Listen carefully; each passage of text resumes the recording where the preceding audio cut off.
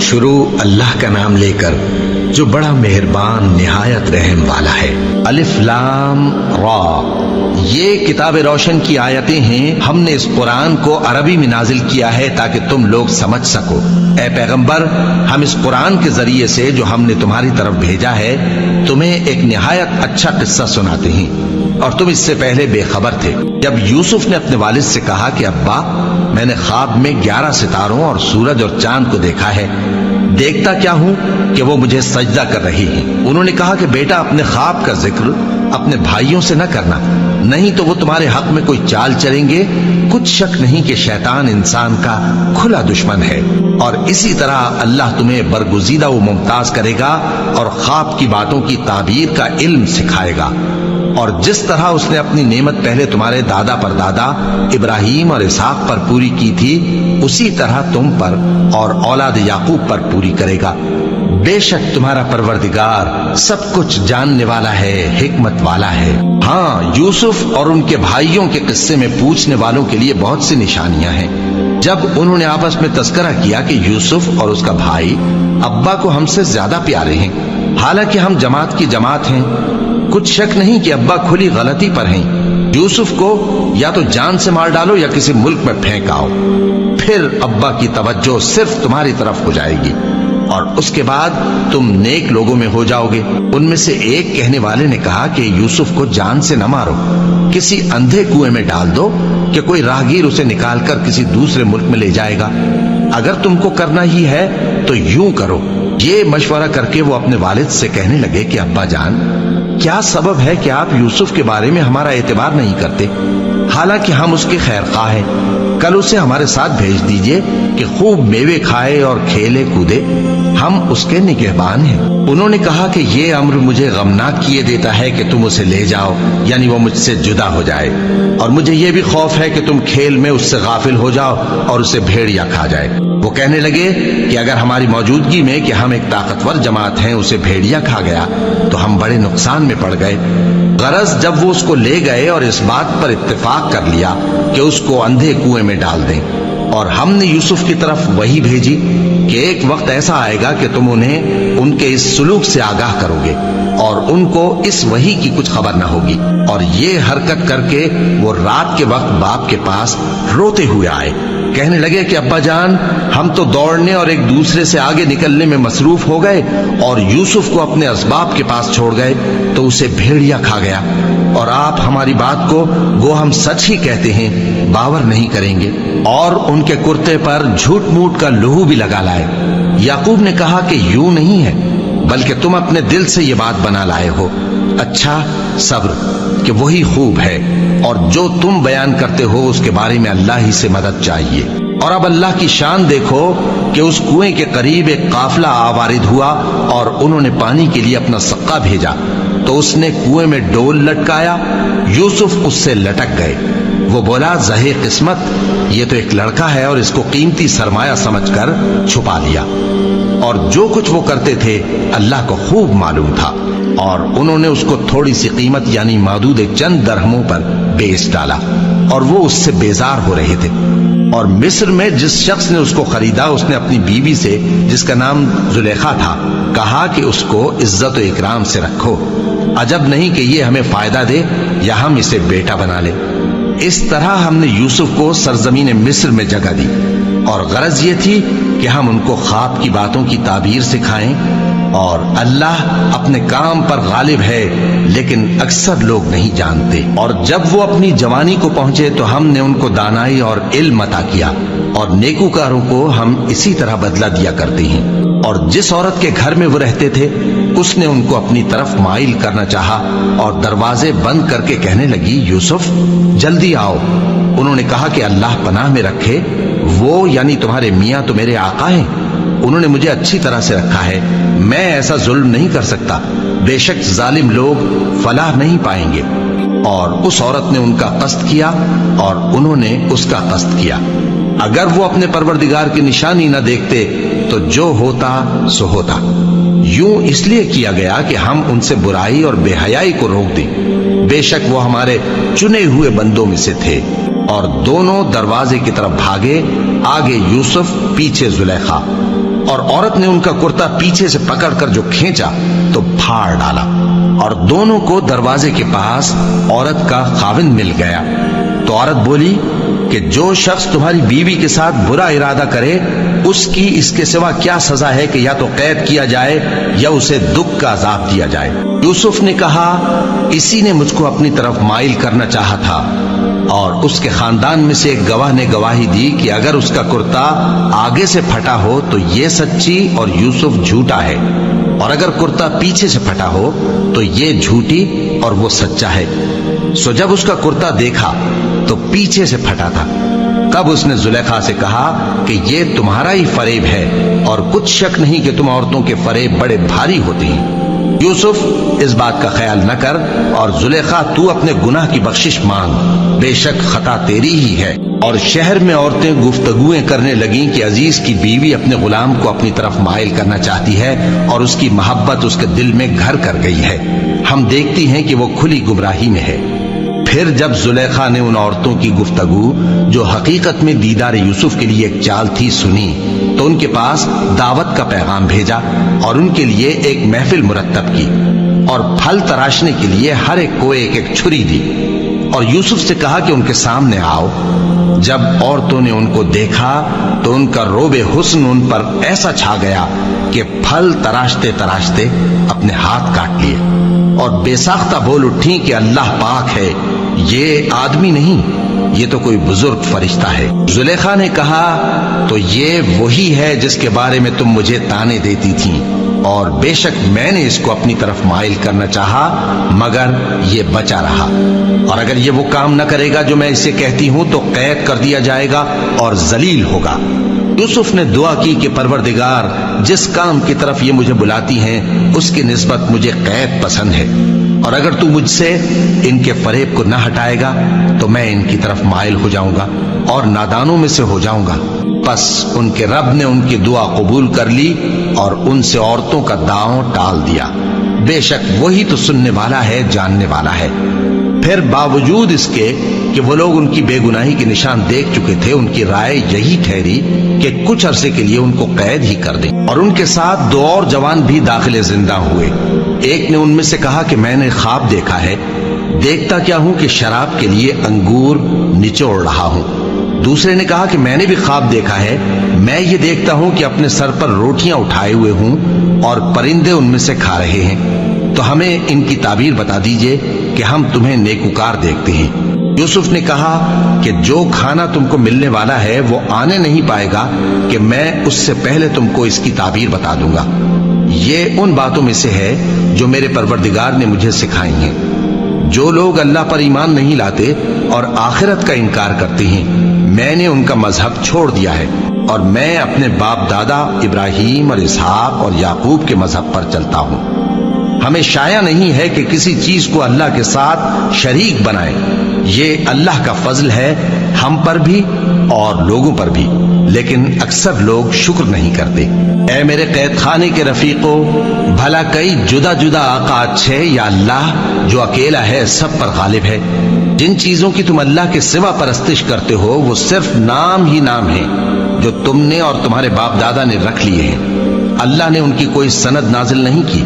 سن رکھو کہ اللہ کے سوا کسی کی حکومت نہیں ہے، اس نے ارشاد فرمایا ہے کہ اس کے سوا کسی کی عبادت نہ کرو، یہی سیدھا دین ہے، لیکن اکثر لوگ نہیں جانتے۔ اے میرے قید خانے کے رفیقو، تم میں سے ایک جو پہلا خواب بیان کرنے والا ہے وہ تو اپنے آقا کو شراب پلایا کرے گا، اور جو دوسرا ہے وہ سولی دیا جائے گا، اور پرندے اس کا سر نوچ کھائیں گے۔ جو بات تم مجھ سے پوچھتے تھے وہ فیصل ہو چکی ہے، اور ان دونوں میں سے جس کی نسبت یوسف نے خیال کیا کہ وہ رہائی پا جائے گا، اس سے کہا کہ اپنے آقا سے میرا ذکر بھی کر دینا۔ پھر شیطان نے اسے ان کا اپنے آقا سے ذکر کرنا بھلا دیا، اور یوسف کئی برس قید خانے ہی میں رہے۔ اور بادشاہ نے کہا کہ میں نے خواب دیکھا ہے، دیکھتا کیا ہوں کہ 7 موٹی گائیں ہیں جن کو 7 دبلی گائیں کھا رہی ہیں، اور 7 خوشے سبز ہیں اور 7 خشک۔ اے درباریو، اگر تم خوابوں کی تعبیر دے سکتے ہو تو مجھے میرے خواب کی تعبیر بتاؤ۔ انہوں نے کہا یہ خواب تو پریشان خیالی سے ہیں، اور ہمیں ایسے خوابوں کی تعبیر نہیں آتی۔ اور وہ شخص جو دونوں قیدیوں میں سے رہائی پا گیا تھا اور جسے مدت کے بعد وہ بات یاد آ گئی، بول اٹھا کہ میں آپ کو اس کی تعبیر لا بتاتا ہوں، مجھے قید خانے جانے کی اجازت دیجیے۔ غرض وہ یوسف کے پاس آیا اور کہنے لگا، یوسف، اے بڑے سچے یوسف، ہمیں اس خواب کی تعبیر بتائیے کہ 7 موٹی گایوں کو 7 دبلی گائیں کھا رہی ہیں اور 7 خوشے سبز ہیں اور 7 سوکھے، تاکہ میں لوگوں کے پاس واپس جا کر تعبیر بتاؤں۔ عجب نہیں کہ وہ تمہاری قدر جانے۔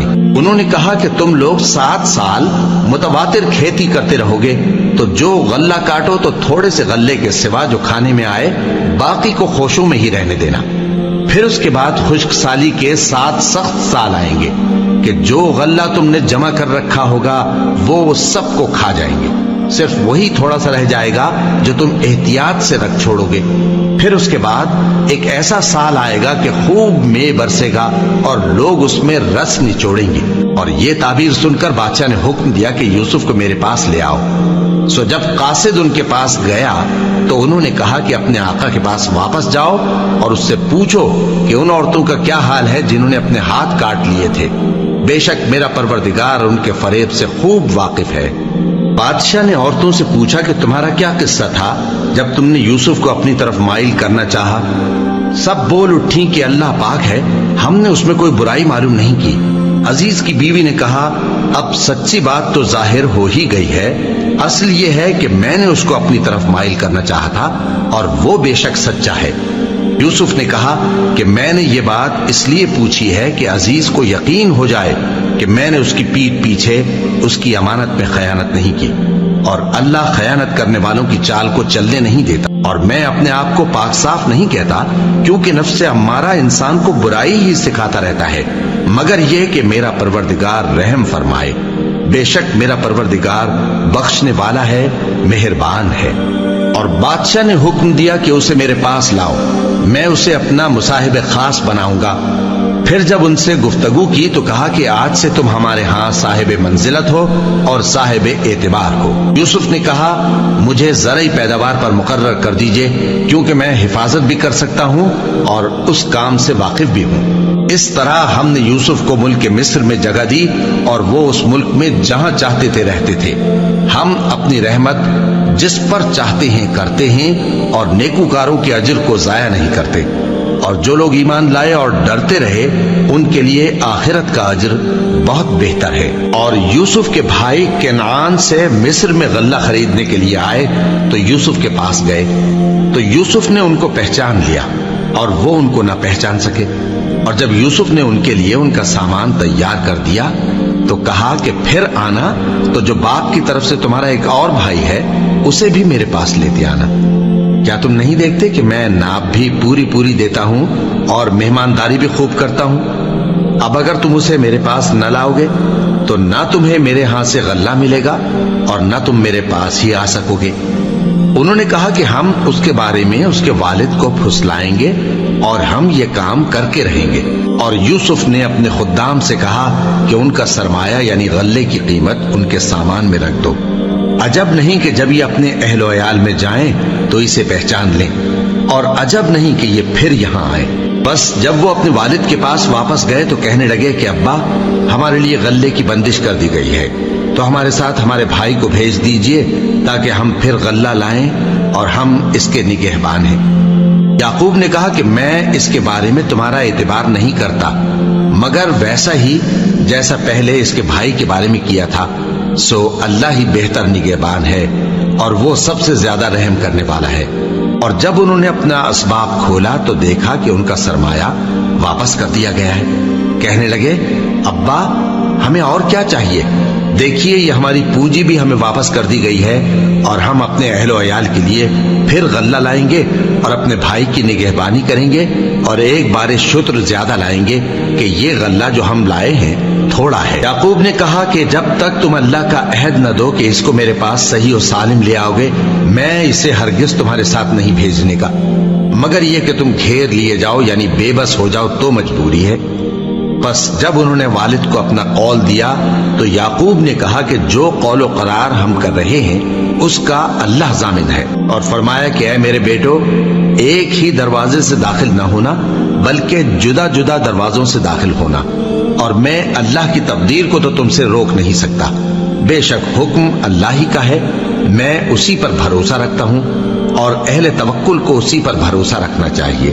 اور جب وہ ان مقامات سے داخل ہوئے جہاں جہاں سے داخل ہونے کے لیے ان کے والد نے ان سے کہا تھا، تو وہ تدبیر اللہ کے حکم کو ذرا بھی ٹال نہیں سکتی تھی۔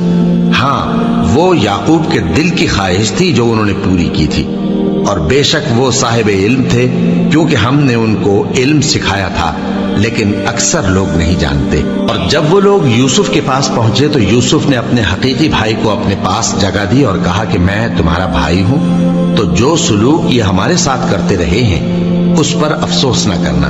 پھر جب ان کا اسباب تیار کر دیا تو اپنے بھائی کے تھیلے میں آپ خورا رکھ دیا۔ پھر جب وہ آبادی سے باہر نکل گئے تو ایک پکارنے والے نے آواز دی کہ قافلے والو، تم تو چور ہو۔ وہ ان کی طرف متوجہ ہو کر کہنے لگے کہ تمہاری کیا چیز کھوئی گئی ہے؟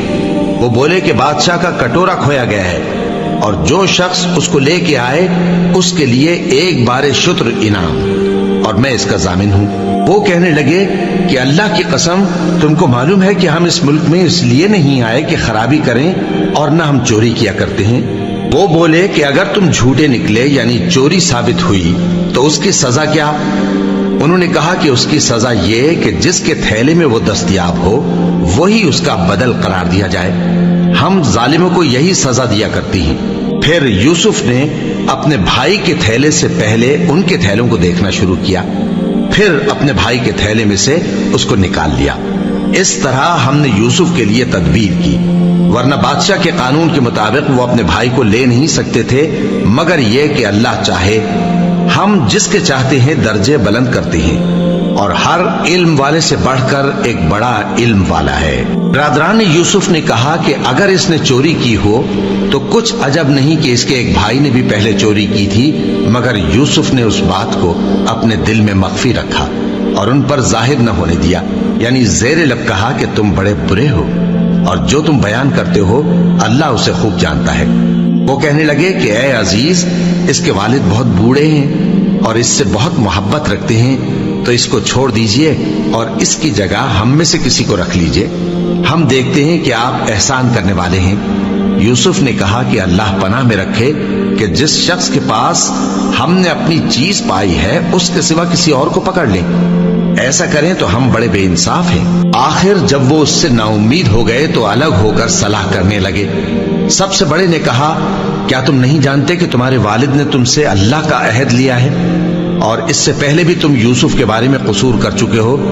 تو جب تک والد صاحب مجھے اجازت نہ دیں میں تو اس جگہ سے ہلنے کا نہیں، یا اللہ میرے لیے کوئی فیصلہ کرے، اور وہ سب سے بہتر فیصلہ کرنے والا ہے۔ تم سب والد صاحب کے پاس واپس جاؤ اور کہو کہ ابا، آپ کے صاحبزادے نے وہاں جا کر چوری کی، اور ہم نے تو اپنی دانست کے مطابق آپ سے اس کے لے آنے کا عہد کیا تھا، مگر ہم غیب کی باتوں کے جاننے اور یاد رکھنے والے تو نہیں تھے، اور جس بستی میں ہم ٹھہرے تھے وہاں سے یعنی اہل مصر سے اور جس قافلے میں آئے ہیں اس سے دریافت کر لیجئے، اور ہم اس بیان میں بالکل سچے ہیں۔ جب انہوں نے یہ بات یعقوب سے آ کر کہی تو انہوں نے کہا کہ حقیقت یوں نہیں ہے، بلکہ یہ بات تم نے اپنے دل سے بنا لی ہے، تو صبر ہی بہتر ہے۔